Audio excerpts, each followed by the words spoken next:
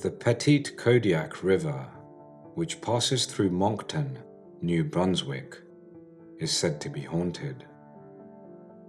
The locals refer to it as the Chocolate River, not because of the fancy chocolatier shop on its south bank, but because heavy sediments in the water have turned it to a permanent shade of brown.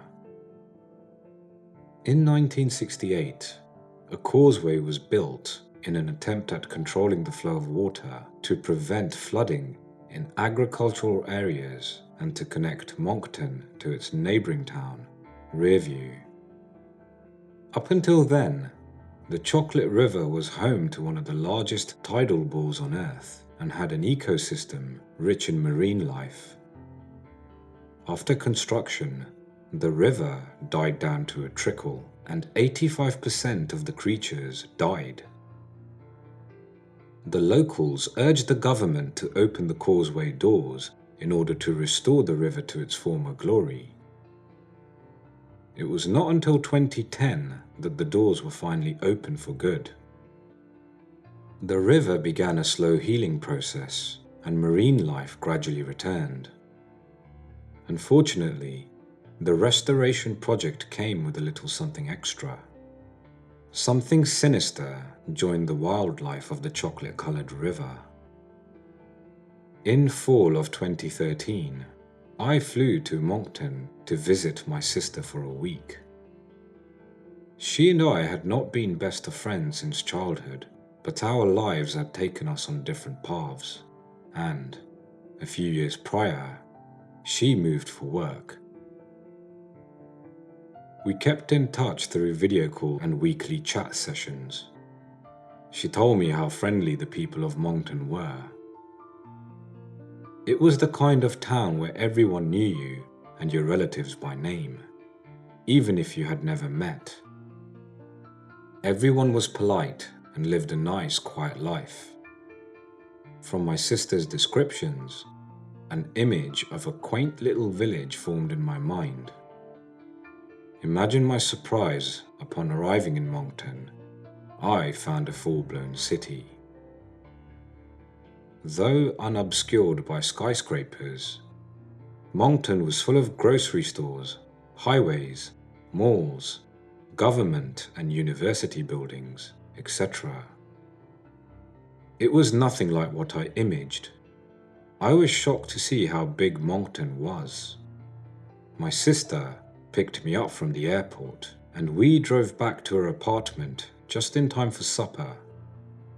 We spent the evening catching up and geeking out in true sibling fashion.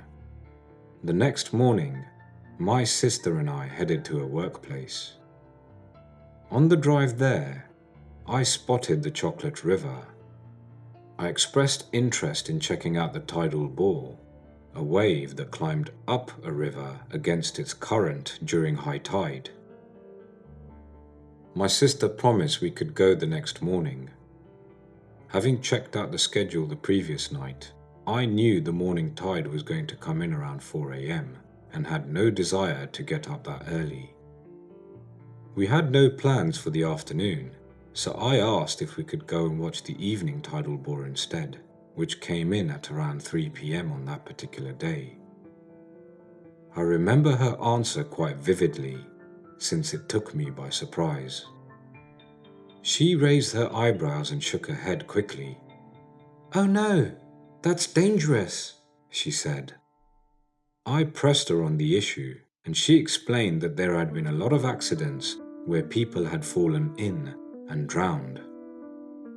I could not wrap my head around why the city had not built guardrails, or why the morning tide was supposedly safer than the evening tide. We arrived at my sister's place of employment with 2 boxes of donuts for her co-workers. After using the sweets to assemble the team, my sister paraded me around and introduced me to everyone. She had not exaggerated when she told me about their hospitality. They were extremely friendly and downright delightful. My sister left me with the group while she took care of some last-minute business. Her co-workers and I got to talking about the tidal bore. An older gentleman with greying hair and a bushy moustache warned me that the river was damned and that those who watch the tidal bore 3 nights in a row get dragged under by the living dead, never to be seen or heard from again. He claimed their blood had turned the river brown over the years. At first, I laughed and dismissed it as playful folklore to scare an out-of-towner like me. He had probably told my sister another variation of the story. It was not like her to fall for silly tales, so I was kind enough not to tease her too much for believing in that superstitious nonsense. I banished thoughts of the chocolate river from my mind and headed back home to play video games with my sister. By late afternoon on the following day, I asked my sister to come with me to see the tidal bore, which took place at around 4:45 p.m. She reluctantly agreed to take me, but abandoned me to buy treats at the chocolatier shop not far from where we parked. Careful not to slip on the rocks, I approached the muddy river and took a seat on a stable concrete slab protruding from the landscape. The cool autumn air and the strong breeze made me thankful that I grabbed my leather jacket on the way out. My hand searched through its pockets until my fingers caught my cell phone. I checked the schedule and smiled in anticipation. The tidal bore was going to come in any minute now. I waited patiently, head arched towards the end of the river, until I saw a wave on the horizon. As the water approached, I began hearing a dreadful sound. Some person or creature was groaning. I averted my gaze from the water for just a second to see what was making the noise. By the time I turned my head back, I felt a splash of cold, mucky water flooding my shoes. An audible yelp escaped my lips, and I jumped to higher ground. I did not expect the river to swell quite that much. The wave continued its journey upstream, taking the moaning sound away with it, and the water eventually evened out. That night, I did a bit of research on the Chocolate River. There had been no less than 9 cases of mysterious deaths and disappearances since the causeway doors had opened 3 years prior. 2 of the victims were part of a camera crew getting preliminary shots for a documentary on the restoration of the Chocolate River. Their equipment washed up on shore several weeks later, so it was assumed they had drowned and that the river had fed their bodies into the Atlantic Ocean.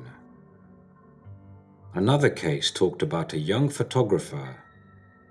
A piece of his shirt clinging to a boulder on the banks of the river was all they ever found of him. Authorities speculated that the man, trying to get a nice photo, had slipped and fallen in. I remembered being taken by surprise by the volume of water that suddenly reached me when the tide came in, so I could understand how a couple of accidents might have happened. As I read through the articles, I began to paint an entirely different picture in my mind.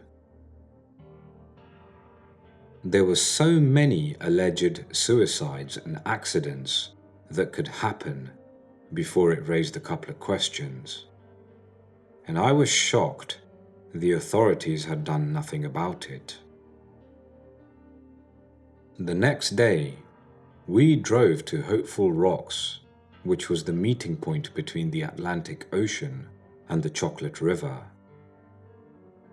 Hopeful Rocks had almost made it on the list of the 7 natural wonders of the world. I was enthralled by the beautiful landscape of massive water eroded boulders. It was impressive to see the natural marks that perfectly outlined just how high the water would go. You could see sediments and rows of kelp clinging to the stones.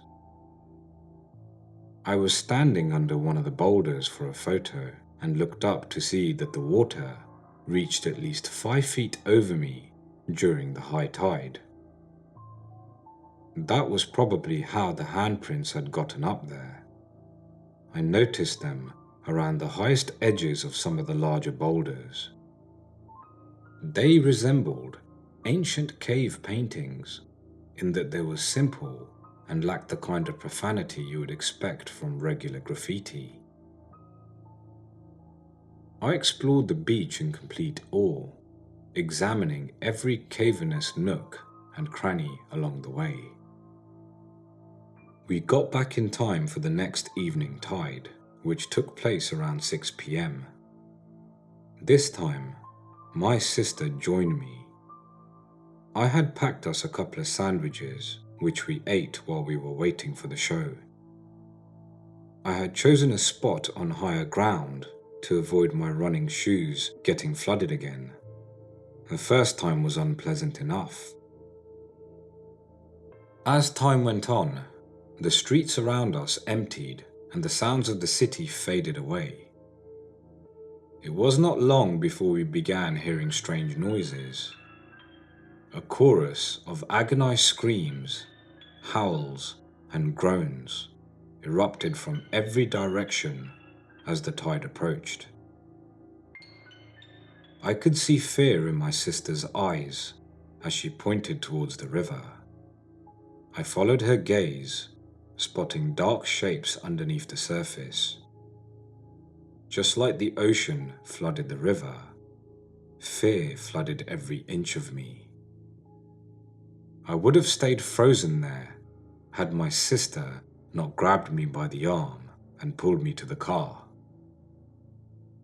I could still see something under the water as we drove over the causeway. On the third night, I returned to the Chocolate River alone. My sister was still freaked out about what we had seen and heard the night before. I got to the river early and watched the sun slowly crawl towards the horizon, giving me very little light to observe the tide. It was due to come around 7 p.m, but I did not let the lack of light deter me. I cautiously approached the river, sat down, and waited until I saw the vague outline of a wave in the distance. Again, moans and screams filled the air, this time louder than ever. I could see something sticking out of the wave as it rolled towards me. One by one, hundreds of muddied fingers reached through the water's surface. I only had time to see fingers turning into hands before I remembered what the man had told me. The undead would drag me under if I watched the tidal ball 3 nights in a row. I pounced to my feet and staggered towards the car as quickly as my legs could take me. My foot hit a crack in the concrete and my ankle twisted harshly. The pain brought me to my knees, but when I turned around, I could see fingers reaching over the riverbank, and I forced myself back to my injured feet. I ran to the car, throwing the door open and slamming it shut in one rapid motion. I turned the car on, and the headlights illuminated the river. I could see arms reaching over the edge. Tires shrieking, I hightailed it out of there. I did not go back to the Chocolate River after that night. I spent what was left of the week in my sister's apartment, trying hard to forget what I saw. On the plane home, I looked outside the window and saw the chocolate river below. I swear, even from a distance, I could see shadows under the surface. I can't help wondering, did the dead start inhabiting the river after the causeway doors opened? Or was the causeway built to keep them out?